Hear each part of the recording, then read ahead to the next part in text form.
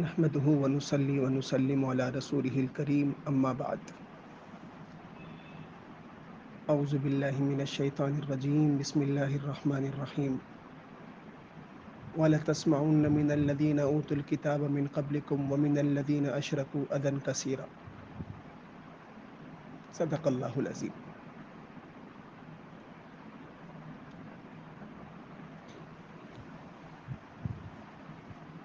آج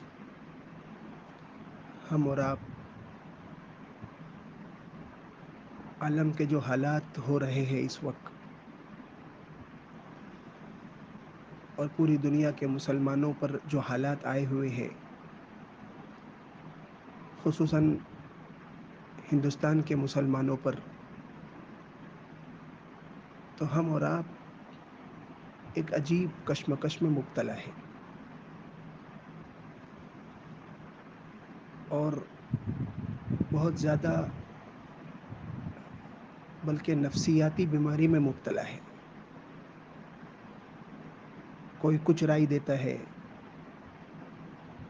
کوئی کچھ کہتا ہے، کوئی اس مسئلے کا حل کچھ اور بتلاتا ہے، کچھ اور کوئی اور بتلاتا ہے. خیر، الگ الگ رائے ہے، الگ الگ حالات ہے، سب کا اپنا اپنا ایک تجزیہ ہے اس بارے میں. میرے محترم بزرگ و عزیزوں، یہ حالات آج کے نہیں ہیں. کبھی مہنگائی کا شور، کبھی ظلم کا، کبھی حجاب کا پردے کو لے کر مسئلہ، کبھی مسجد کا معاملہ. آج کل سب برادران وطن نے طے کر لیا ہے، خصوصاً کرناٹک میں، کہ مسلمانوں سے خریداری نہیں کریں گے، ان کا بائیکاٹ کیا جائے. یہ سب اس وقت مسلمانوں کے ساتھ حالات چل رہے ہیں. حل کیا ہے اس کا؟ پہلے یہ حالات آج کے نہیں ہیں. قرآن کی جو میں نے آیت آپ کی خدمت میں تلاوت کی، اللہ رب العزت ارشاد فرما رہے: اے نبی جی، آپ اور آپ کے مکہ کے مؤمنین ان اہل کتاب سے اور مکہ کے مشرکین سے تم ضرور بھی ضرور کھری کھری باتیں سنو گے. ایسے کمٹمنٹ آئیں گے، ایسے الزامات آئیں گے، ایسی باتیں آئے گی آپ کے خلاف کہ آپ کے دل کو شدید تکلیف پہنچے گی. اذن کثیرہ، بہت تکلیف دہ باتیں سنو گے.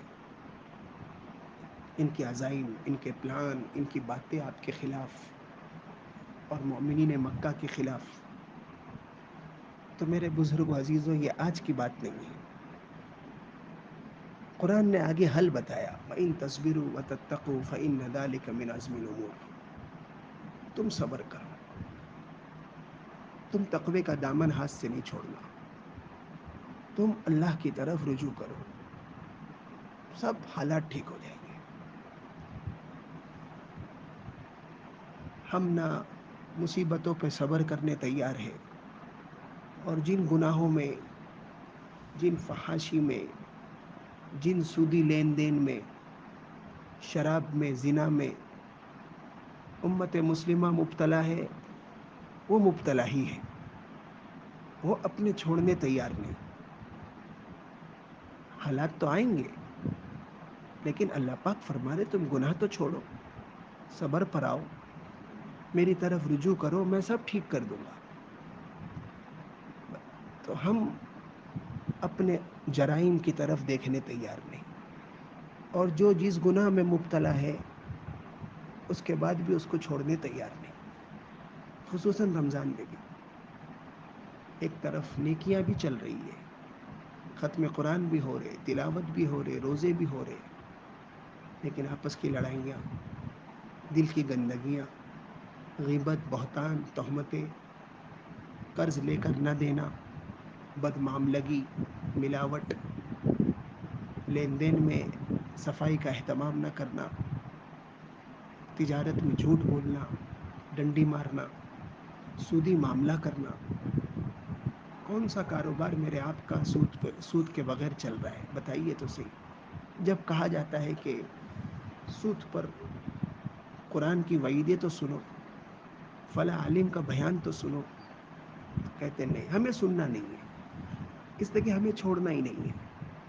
یہ گناہوں پر ڈھیٹ پنا جو میرے اور آپ کے اندر ہے، اور آپس کی نا اتفاقیہ، نیک اعمال کے چلنے کے بعد بھی، نیک اعمال کی توفیق ہونے کے بعد بھی اللہ پاک کی طرف سے ہم جو اس گناہوں پر ڈھٹے ہوئے ہیں، اللہ کی مدد اس لیے نہیں اترتی. قرآن کہہ رہا ہے کہ حالات تو آئیں گے، اس سے زیادہ حالات مکہ اور مدینہ کے مومنین پر آئے، صحابہ پر آئے، اولیاء پر آئے، بزرگان دین پر آئے، دوسرے انبیاء پر آئے. لیکن وَإِن تَصْبِرُوا وَتَتَّقُوا فَإِنَّ ذَلِكَ مِنْ عَزْمِ الْأُمُورِ.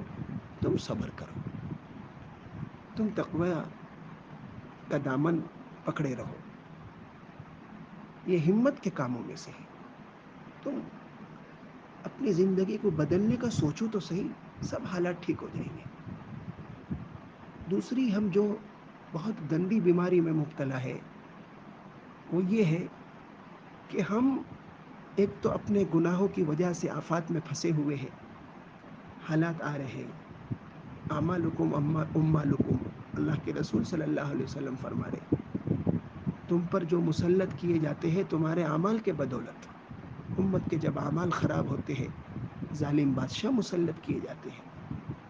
دوسری حدیث میں اللہ کے رسول صلی اللہ علیہ وسلم ارشاد فرماتے ہیں تم میری طرف آؤ. اللہ پاک فرماتے ہیں، حدیث قدسی ہے، سمجھے، جب بھی ایسے حالات آئے تم میری طرف رجوع کرو، میں تمہارے ان کے درمیان آ جاؤں گا، اللہ سب حالات کو نمٹا دیں گے. تو جو دوسری ذہنی اور گندی بیماری میں اور آپ مبتلا ہے اکثر لوگ، وہ یہ کہ ہم اللہ کو بھی عاجز سمجھ رہے اس وقت. بلکہ حضرت نے فرمایا باتوں باتوں میں کہ گویا ہم اللہ پاک سے یہ کہہ رہے، یا اللہ پاک ہم سے یہ کہہ رہے کہ دیکھو 1400 سال تک تو میں نے حالات کو نمٹا، اور اب میں تھک گیا ہوں، تم نمٹ لو.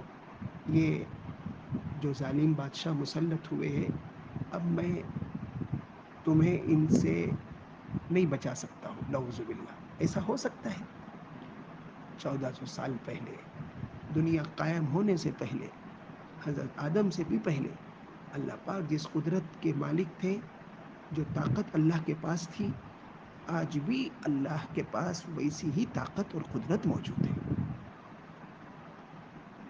ہم نا امید کیوں ہوتے ہیں؟ ہم اپنے حالات کو نہیں دیکھتے ہیں، اللہ پر تہمتیں باندھتے ہیں کہ شاید اب اللہ بھی تھک چکے ہیں. نعوذ باللہ، نعوذ باللہ. کیسا ہو سکتا ہے؟ اللہ پاک پوری طاقت کے ساتھ موجود ہے. بڑی بڑی قوموں کو اللہ پاک نے پچھاڑ دیا، ان کی حیثیت کیا ہے؟ لیکن ہمارے دعا میں، ہمارے اندر، ہمارے دل میں بھی تو وہ سلامتی ہونی چاہیے. رزق حلال کا اہتمام تو ہو، جھوٹ سے، فحاشی سے ہماری زندگی تو پاک ہو، بدنگاہی سے ہماری آنکھیں تو پاک ہو، گانے کے سننے سے ہمارے کان تو پاک ہو. کتنے گناہوں میں ابھی بھی ہم مبتلا ہیں انہیں رمضان کے موسم چلنے کے بعد. تو پھر حالات کیسے بدلیں گے؟ پھر دوسری بات کہ ہم اللہ کو عاجز سمجھ رہے. یہ نہیں ہوگا کہ ہم جب چاہے ان کو بد دعا دیں اور وہ لوگ ہلاک ہو جائے، سمجھے. ہم چاہتے کہ ہم نے بول دیا اللہ پاک کو ان کو تہس نہس کر دینا چاہیے. ارے اللہ پاک عزیز ہے، علیم ہے، حکیم ہے. اللہ پاک نے ان کو ڈھیل دے کے رکھی ہے. سنستدرجہم من حیث لا یعلمون. اللہ پاک فرما رہے ہم نے ان کو ڈھیل دی ہے، ایک وقت ہمارا مقرر ہے. تم تو اپنے کام میں لگے رہو، تم سب کے سب بد دعا کے پیچھے لگ گئے، اور تم چاہتے ہو تمہارے منہ سے بد دعا نکلے اور اللہ پاک سب کو برباد کر دے، ان ظالمین کو. ایسا نہیں ہوگا. اللہ پاک نے دنیا کے نظام کو اپنے حکمت کے تحت چلا رہے. اللہ جانتے ہیں کس کی کب نٹی پکڑنا ہے، کس کی کب شہرک پکڑنا ہے. اللہ کو سب معلوم ہے، اور اللہ کی قدرت کے اندر ہے. حضرت نے بہت اچھی مثال دی. حدیث میں کیا آتا ہے؟ اللہ کے رسول صلی اللہ علیہ وسلم فرماتے ہیں کہ جب رمضان کا مہینہ آتا ہے فتحت ابواب السماء، آسمان کے دروازے کھول دیے جاتے ہیں، اور جہنم کے وغلقت ابواب جہنم، جہنم کے دروازے بند کر دیے جاتے ہیں، وسلسلت الشیاطین، اور سرکش شیاطین کو قید کر دیا جاتا ہے۔ حضرت نے اس پر جملہ فرمایا، طبیعت جھوم اٹھی کہ سرکش شیاطین کو امت مسلمہ کے روزے اور نمازیں خراب نہ کرے، اس لیے اللہ پاک نے ان کو قید کر دیا۔ پوری دنیا کے سرکش شیاطین کو، کتنے کروڑا کروڑ ہوں گے، اللہ پاک نے امت مسلمہ کو، اپنے محبوب بندے کے روزے اور نماز کو خراب نہ کرے اس کے لیے قید کر دیا۔ وہ سرکش شیاطین جن کو نہ امریکہ کا میزائل ختم کر سکتا ہے، نہ بم سے اڑایا جا سکتا ہے، نہ ان کو کوئی تکلیف کوئی پہنچا سکتا ہے، چونکہ دکھتے ہی نہیں ہے، یہ ایسی مخلوق ہے کہ جو اللہ نے ہماری نظروں سے اوجھل کر دیا ہے۔ ان کے اوپر تو اللہ کی قدرت ہے کہ اللہ پاک نے اپنے بندوں کی محبت میں ان کو قید کر دیا۔